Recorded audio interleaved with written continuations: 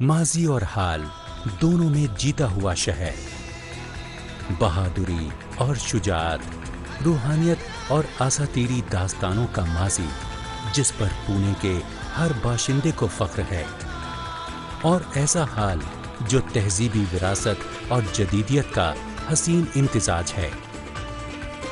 पुणे की तारीख मराठा फिरके के जिक्र के बगैर नामुकम्मल रह जाएगी, खास तौर पर छत्रपति शिवाजी के जिक्र के बगैर, जिन्होंने मराठा सल्तनत की बुनियाद डाली और इस खित्ते को बहादुर मर्दों औरतों की सरजमीन बनाया और तारीख़ हिंदुस्तान के सफ़हात पर जवां मर्दी की दास्तान रकम की। शनिवार वाड़ा मराठों के अहद की एक शानदार यादगार है। 18वीं सदी में ये महल हिंदुस्तान का गैर ऐलान शुदा मरकज़े इक़्तिदार बन गया था। पेशवा बाजीराव अव्वल ने 10 जनवरी सन 1730 में इसका संगे बुनियाद रखा था और 22 जनवरी सन 1732 में इसकी इफ्तिताह तकरीब हुई थी। तकरीबन 100 साल बाद अंग्रेजों ने इस महल पर कब्जा कर लिया था। पत्थर की ये सीढ़ियां नक्कार खाने की तरफ जाती हैं। मकामी कहानियों में कहा जाता है कि ये सीढ़ियां इस महल के बारे में बहुत सी कहानियां और राज अपने अंदर छिपाए हुए हैं जो कभी नए जमाने के सामने नहीं आएंगे। नक्कार खाना पत्थर और लकड़ी की नक्काशी को मिला जुलाकर तामीर किया गया है। इस दीवान खाने की सबसे काबिले तवज्जो चीज सुतूनों पर लकड़ी की जालियों का काम है। नफासत और पेचीदगी से तैयार किए गए ये सुतून उस अहद के दस्तकारों की महारत के आईनादार हैं। नक्कार खाने से महल की फसील पर जा सकते हैं। ये वो खुली जगहें हैं जहां तोपें नस्ब की जाती थीं ताकि दुश्मन के हमले के वक्त गोलाबारी की जा सके। आइए अब महल के दूसरे हिस्सों की तरफ चलते हैं।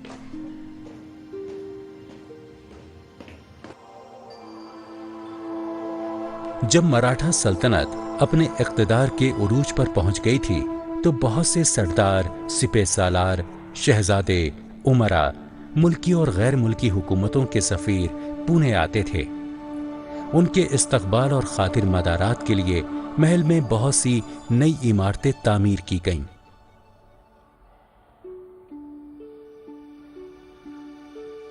1758 में जब ये ज्यादातर इमारतें तामीर की गईं, इस महल में 1000 लोग रहा करते थे। अंग्रेजों की आमद के बाद हालात बदल गए। बहुत से सिपहसालार और उमरा कई वजूहात की बिना पर ये महल छोड़कर चले गए और कुछ अंग्रेजों से लड़ते हुए मारे गए।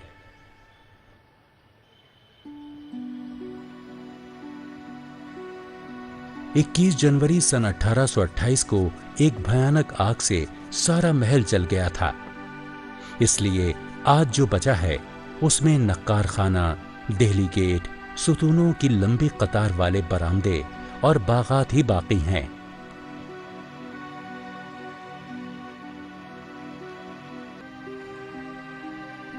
बागात आज भी अपनी दिलकशी के साथ महफूज हैं। इस छोटे से तालाब के किनारे चंद तारीखी आसार इस शानदार महल की खोई हुई शान शौकत का अंदाजा करने के लिए काफी हैं।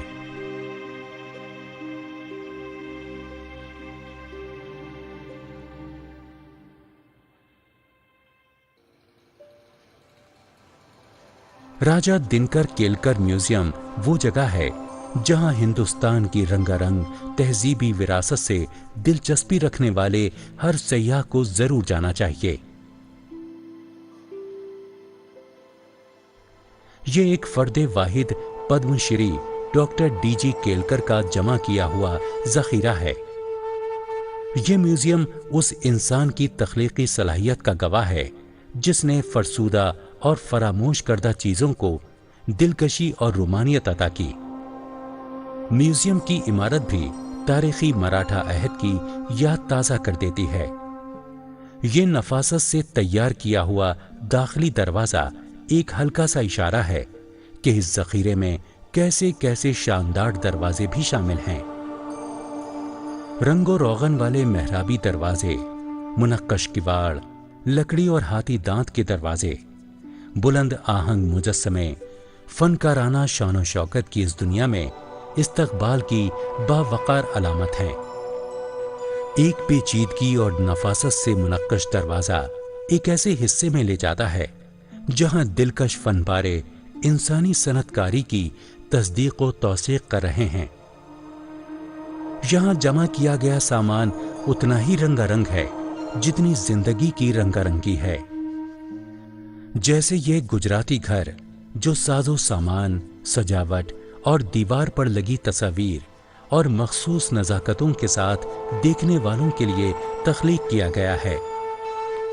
इसमें एक भरे पूरे घर की सी जिंदगी का एहसास होता है।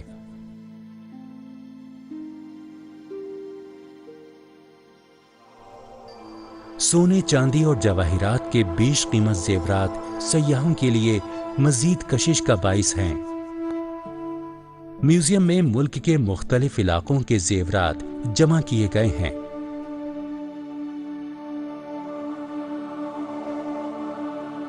जेवरात के अलावा चीन के नक्शो निगार वाले नायाब बर्तन और रोजमर्रा की जिंदगी में इस्तेमाल होने वाला लातादाद सामान। इस म्यूजियम में जमा जखीरे की फहरिस्त बहुत तवील है।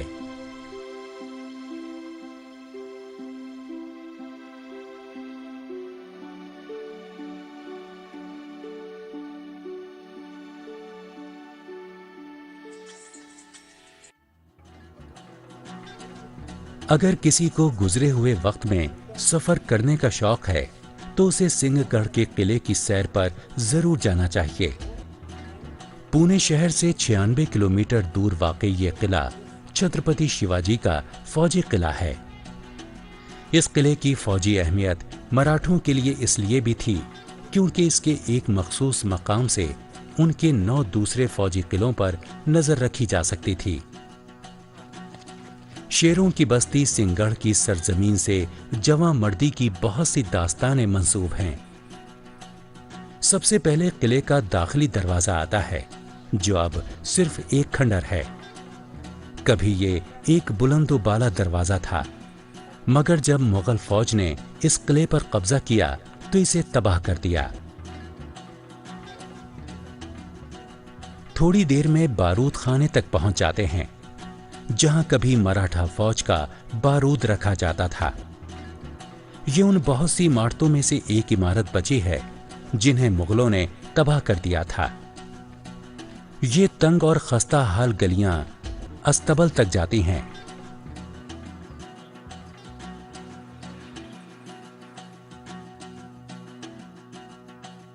जरा आगे बढ़ें तो एक पुराना हौज नजर आता है।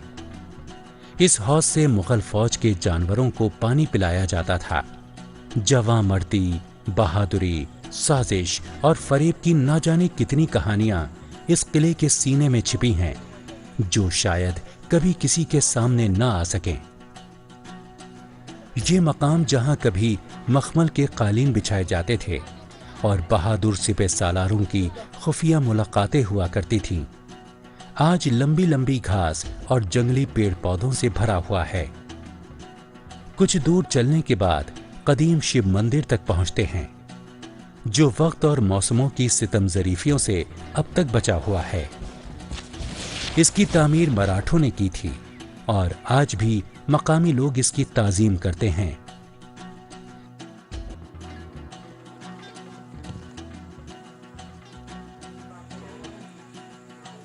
किले का एक अहम मकाम कल्याणी पॉइंट है। यह किले के दूसरे कोने पर वाक़ई है।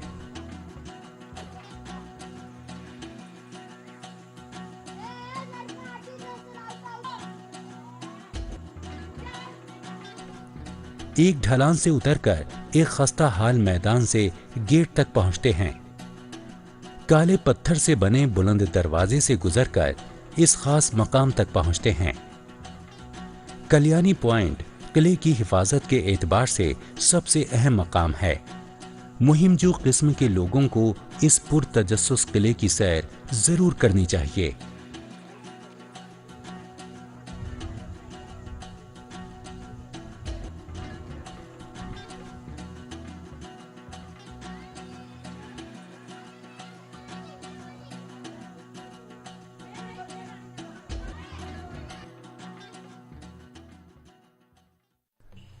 क्वींस गार्डन रोड पर ट्राइबल डेवलपमेंट सेंटर वाक़ है, जहां जनजातियों से मुताल्लिक़ एक म्यूजियम है।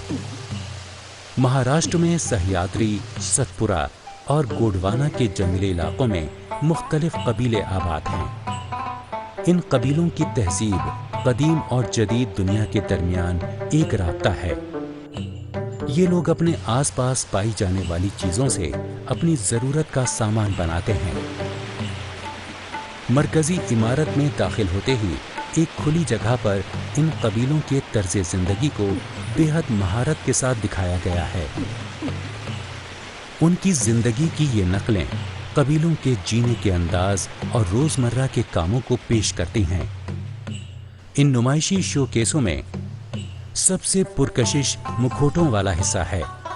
इन मुखौटों की उनकी जिंदगी में खास अहमियत है और ये खास तौर पर मुख्तलिफ रक़्सों के दौरान पहने जाते हैं। इन मुखौटों की सजावट में लगाए गए हर रंग की खास अहमियत है। भवाड़ा और डानर रक़्सों की मजहबी अहमियत है, जिनमें ये मुखौटे पहने जाते हैं। कबायली मुसव्वरी की खुसूसियत सीधी सादी लकीरों के जरिए तासुरात पैदा करना है। ये लिंगा चौक नाम की तस्वीर चावल के आटे से तैयार की गई है। ये तस्वीर कैसे तैयार हुई, इसकी कहानी इस तरह बयान की जाती है कि एक बूढ़ी औरत जिसका नाम धावलरी था, शादी में गाए जाने वाले गाने गाती जाती थी और शादीशुदा औरतें गानों के बोलों की मुनासबत से तस्वीर बनाती जाती थी। म्यूजियम के एक और हिस्से में कबायली बाजार का मंजर दिखाया गया है, जहां हर हफ्ते सामान बेचने वाले अपने तरह तरह के सामान और खाने पीने की चीजों के साथ जमा होकर अपना सामान बेचते थे। ये हफ्तावारी बाजार हाट कहलाते हैं। कबायली जेवरात अपनी सादगी के बावजूद दिलकश लगते हैं। ये लोग अपने जेवरात तांबे, शीशे, पत्थरों, मोतियों, लकड़ी, बीजों और घोंघों से तैयार करते हैं। कदीम तारीखी जेवरात से ये जेवरात काफी मिलते जुलते लगते हैं। सिर्फ कबायली औरतें ही नहीं, मर्द और बच्चे भी ये जेवरात पहनते हैं। म्यूजियम में अगली मंजिल है मौसीकी का हिस्सा, जहां तरह तरह के कबायली साज जमा किए गए हैं। इनको देखकर कबायली जिंदगी में नाच गाने की अहमियत का अंदाजा होता है। यहाँ के मौसीकार अपने साज खुद तैयार करते हैं और इन्हें परों, कपड़े के टुकड़ों और सींगों से सजाते हैं।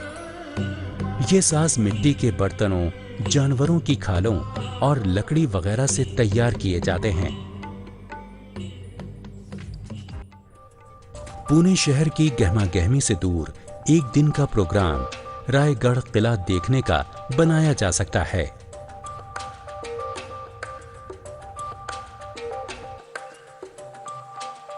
पुणे से 126 किलोमीटर दूर कभी यह शिवाजी का किला हुआ करता था, जो मराठा सल्तनत की राजधानी था। सड़क के सफर से बचने के लिए रोपवेज के जरिए सीधे पहाड़ की चोटी पर पहुंचा जा सकता है, जहां यह किला वाक़ है।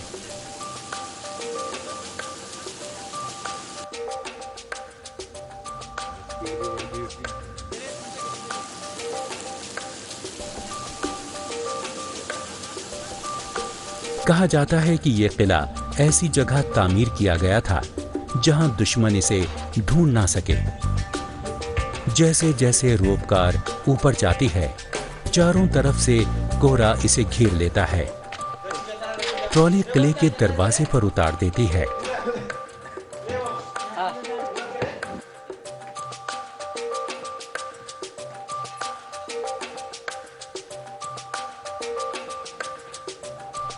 रायगढ़ किला, जिसके मुहाफिज छत्रपति शिवाजी थे, जो मशहूर मराठा सल्तनत की राजधानी रहा है। राई पहाड़ों के नाम पर जिसका नाम रायगढ़ किला रखा गया था। इस किले के एक एक पत्थर पर जवां मर्दी और बहादुरी की नाकाबिले यकीन दास्तानें लिखी हुई हैं। अंग्रेज इसे मशरिक का जिब्राल्टर कहकर याद करते थे, क्योंकि पहाड़ की चोटी पर बना ये फसील बंद किला बार बार दुश्मन के हमलों को नाकाम बनाता रहा।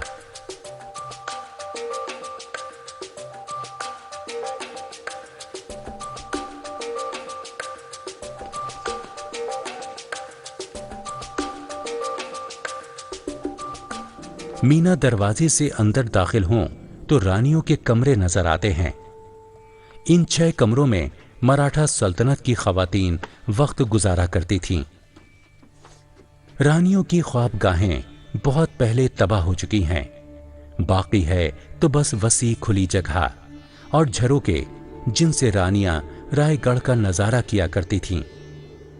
ख्वाबगाहों को आपस में जोड़ने वाली गुलाम गर्दिश से गुजरते हुए अजीब सा एहसास होता है जैसे हम रायगढ़ की शान शौकत के अहद में चले गए हों।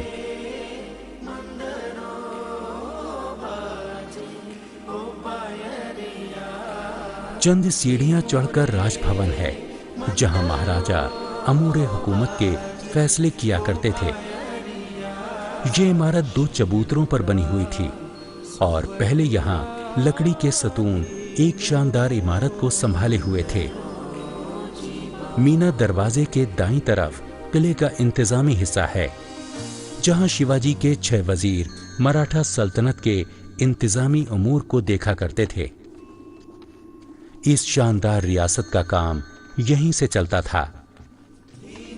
ये 350 साल पहले तामीर हुए किले का मरकजी दरवाजा है जिसे महादरवाजा कहते हैं। ये दरवाजा अपनी तामीर के एतबार से एक मुअम्मा है क्योंकि हमला आवरों को पता ही नहीं चलता था कि ये दरवाजा कहाँ है। शिवाजी ने ये फौजी अहमियत का हामिल पहाड़ बड़ी मुश्किल से 1656 में चंद्रराव मोड़ से लड़कर हासिल किया था। इनके वालिद शाहजी ने इस मकाम को बढ़ती हुई मराठा रियासत की राजधानी के लिए मुंतखब किया था। उनकी मौत के 6 साल बाद तक ये मकाम अपने बुलंदोबाला दरवाजों और शानदार इमारतों के साथ राजधानी की हैसियत से कायम रहा। किले के बचे हुए आसार में 240 फीट ऊंचे मीनार के बोसीदा खंडर अभी बाकी हैं। इन खंडरों में मुगल तर्ज तामीर की झलक साफ तौर पर दिखाई देती है। इस मकाम पर शिवाजी की ताजपोशी बनारस के एक पंडित ने की थी। उस पंडित ने गंगा सागर तालाब में गंगा का पानी भी लाकर डाला था। इस जगह से तकमक टोक आता है जहां मुजरिमों को सजाए मौत दी जाती थी। ये एक पहाड़ की चोटी है जहां से मुजरिमों को मौत के मुंह में धक्का दे दिया जाता था। सयाह उस चोटी तक जाकर इस सजा का अंदाजा कर सकते हैं।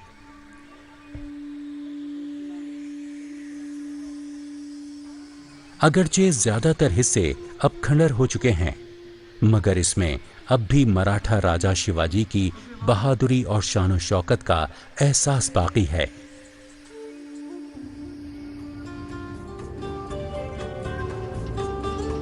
महाबलेश्वर को सन 1829 में एक पहाड़ी तफरीही मकाम करार दिया गया जिसे आज महाराष्ट्र की पहाड़ी मकामात की मलिका माना जाता है। सह्याद्री पहाड़ों की चोटियों पर बसा महाबलेश्वर पुणे से 120 किलोमीटर की दूरी पर है। महाबलेश्वर तक पहुंचने का रास्ता भी बेहद दिलकश है। हमारी सैर की शुरुआत होती है पुराने महाबलेश्वर के मंदिरों से जो पुराना चैत्र कहलाते हैं। महाराष्ट्र के इस छोटे मगर अहम मकाम की असल विरासत को जानने के लिए इन मंदिरों की सैर जरूरी है। गहरे कोहरे में घिरे पुराने चैत्र को देखकर लगता है जैसे आज की जदीद दुनिया से रिश्ता टूट गया है, सिवाय उन सयाहों के जो इन मंदिरों में खराजे अकीदत पेश करने आए हुए हैं।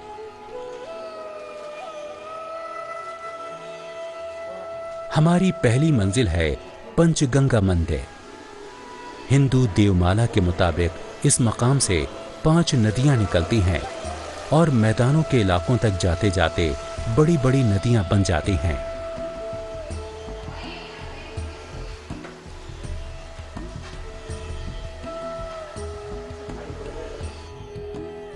इसीलिए हिंदू धर्म के मानने वाले इस मंदिर का बेहद एहतराम करते हैं और मुल्क के मुख्तलिफ इलाकों से आशीर्वाद लेने और इस हैरत अंगेज मकाम को देखने आते हैं। ये 5 नदियां हैं: कृष्णा, वीना, कोयना, सावित्री और गायत्री।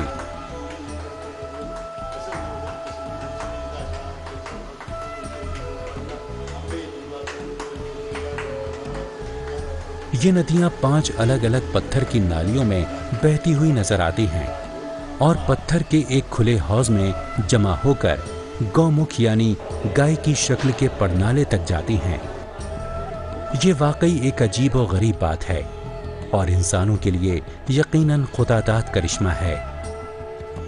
पूजा के बाद गौमुखी पड़नाले पर जाकर श्रद्धांजलि दी जाती है, जहां से 5 नदियां एक जान होकर बह रही हैं। नदियों का ये संगम हिंदू अकीदे में बेहद मुकद्दस माना जाता है।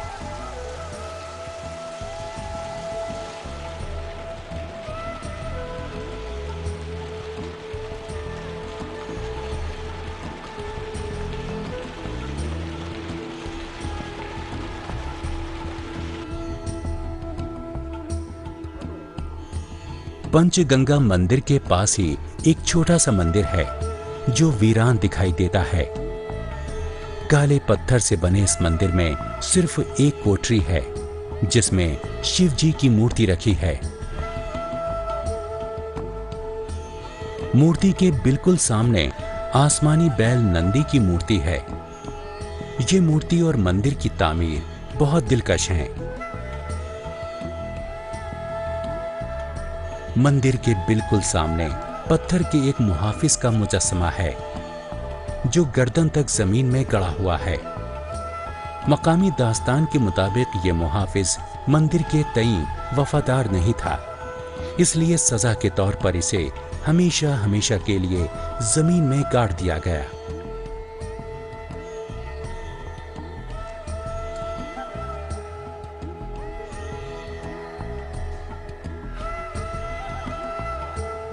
पूरे पुराने चैत्र में लातादाद मंदिर हैं, कुछ आबाद हैं तो कुछ वीरान।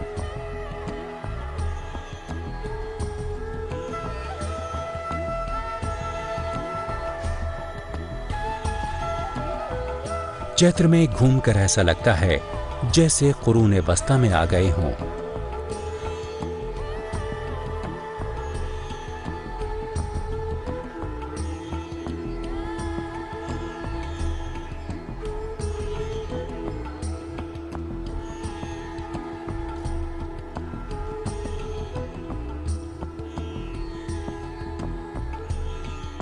रास्ते में शिवजी का एक और मंदिर भी पड़ता है।